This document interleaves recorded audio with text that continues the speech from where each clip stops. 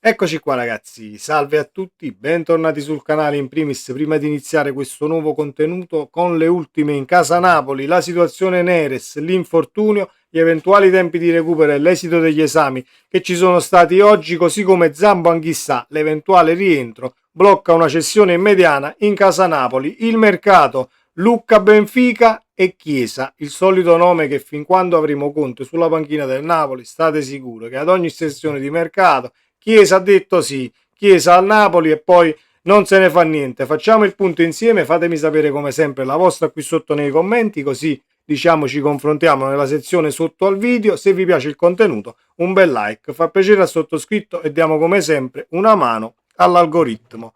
Detto questo, partiamo dagli infortuni che ci interessano sicuramente più del calciomercato e delle chiacchiere che stanno girando in casa Napoli.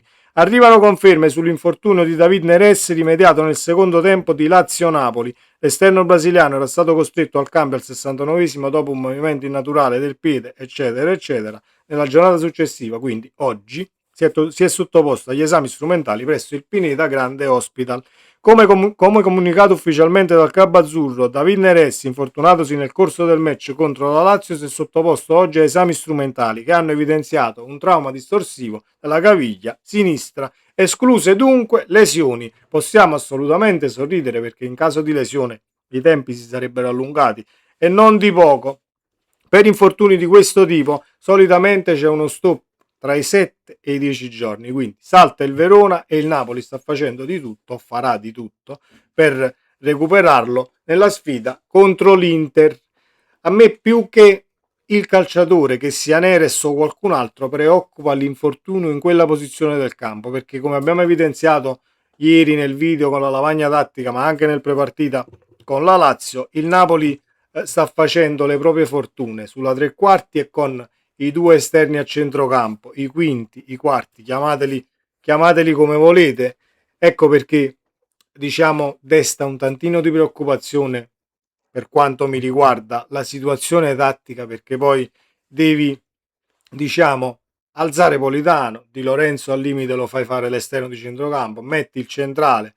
Non è che sono preoccupato, però Neres si stava comportando molto ma molto bene, quindi diciamo non ci voleva questa situazione, ma il Napoli saprà fare di necessità virtù come ha sempre fatto finora quando perde qualcuno e deve subentrare un'altra situazione dal punto di vista tattico. Poi non cambia niente, inserendo il centrale, inserendo Beochem ad esempio, difesa a 3 con Beochem al posto di Lorenzo, alzi di Lorenzo, alzi Politano che va a fare il Neres di turno, però dipende poi come ce ne usciamo sulle fasce avendo Di Lorenzo e non Politano quarto di centrocampo, perché stiamo facendo veramente bene per quanto riguarda soprattutto la fascia destra. Zambo Anghissà che blocca la cessione di un calciatore del Napoli in mediana. Il calciomercato del Napoli potrebbe subire una svolta nei prossimi giorni. C'è infatti pronto il rientro di Frank Zambo Anghissà. Dalle condizioni del centrocampista camerunense dipenderà buona parte della strategia in mediana. In quest'ottica, secondo il Mattino, il Napoli sta riflettendo sul futuro di Antonio Vergara. Il classe 2003, fermo contro la Lazio per un problema muscolare, spetterà al giocatore scegliere la destinazione perché è seguito da diversi club di Serie A. Io spero che il Napoli diciamo si muova quanto meno possibile in mediana e mi terrei Vergara, come ho già detto in un altro contenuto. Mi piace il calciatore, piedi comunque che sono molto ma molto buoni e c'è anche quel pizzico di intraprendenza nel rischiarlo, il passaggio è giovane, me lo terrei volentieri, però è anche diciamo che è anche palese che quando hai McTominay, Lobotka, chissà davanti se rientra, e quando rientra diventa complicato avere un alto minutaggio, quindi la volontà del calciatore in questo caso la farà da padrone. Se vuoi giocare con continuità, allora sicuramente il Napoli vedrà di trovare la quadra e cederlo in prestito a qualcuno per i prossimi 6 mesi fino a giugno. Lucca al Benfica. Cosa sappiamo di Lucca al Benfica? Perché poi è uscita la notizia, Lucca, c'è il Benfica su Lucca, quasi che era fatta la situazione, era già venduto. Alle spalle ha un'agenzia che lo gestisce, che è molto forte e che in Europa sa dire la sua. Questo Lucca.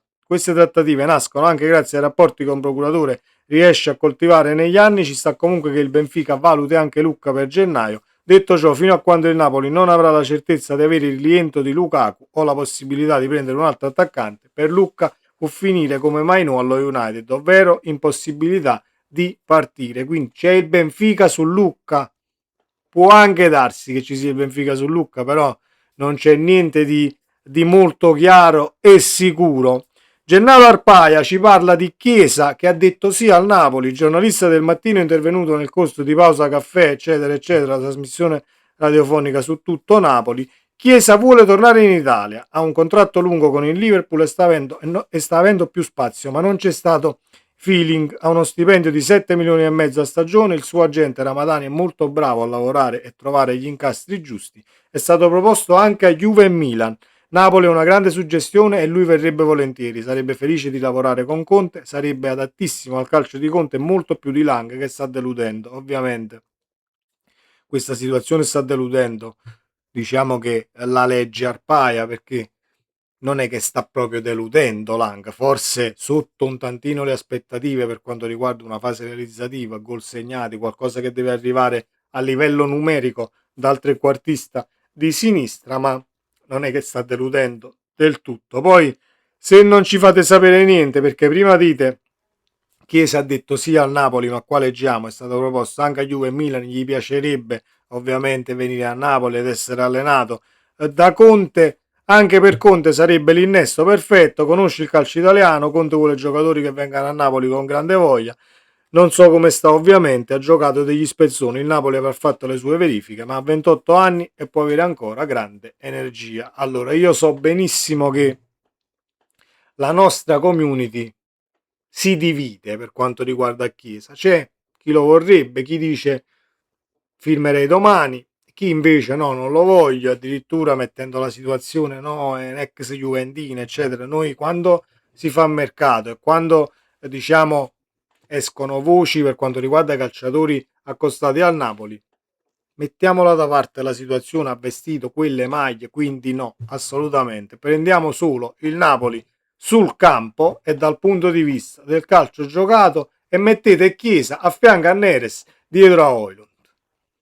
Carissimi ragazzi, per quanto mi riguarda dal punto di vista tecnico, secondo me Chiesa sarebbe il colpo perfetto dal punto di vista tecnico, però poi c'è il calciatore, c'è lo stipendio, c'è il mercato a saldo zero, ci sono tante situazioni da analizzare, però per quanto mi riguarda, per ciò che sta facendo il Napoli in questo preciso momento, dal punto di vista del calcio giocato e la proposta di gioco, Chiesa farebbe, non voglio dire le fortune di Conte sulla sinistra, ma sarebbe un grandissimo innesto qualitativo e già pronto soprattutto per quanto riguarda la Serie A.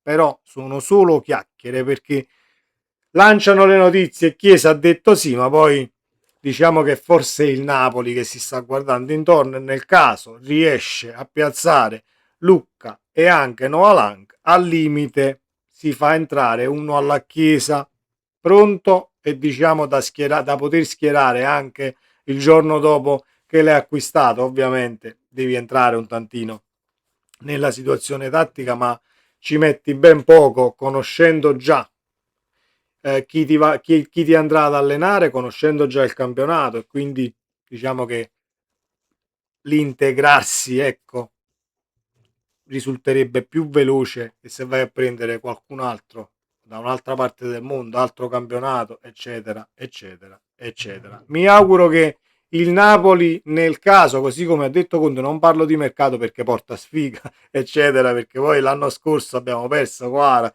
e quant'altro. Sicuramente mi auguro che il Napoli faccia le cose per bene e nel caso perché sono anche consapevole che probabilmente non si muove niente, e se non si muove niente ben venga, perché noi abbiamo trovato la quadra in pochi, perché siamo pochi in questo momento, figuriamoci quando poi uno alla volta rientrerà, chissà, torna Lukaku, De Bruyne lo vedremo, marzo inoltrato, inizio aprile forse a completa disposizione e minutaggio alla mano, però già con Anghissà e Lukaku puoi gestire diversamente la situazione. Aspettiamo con ansia il ritorno di David Neres in campo dopo questa botta e questo intoppo. Fatemi sapere cosa ne pensate. Sempre Forza Napoli, ci vediamo nel prossimo video. Ciao.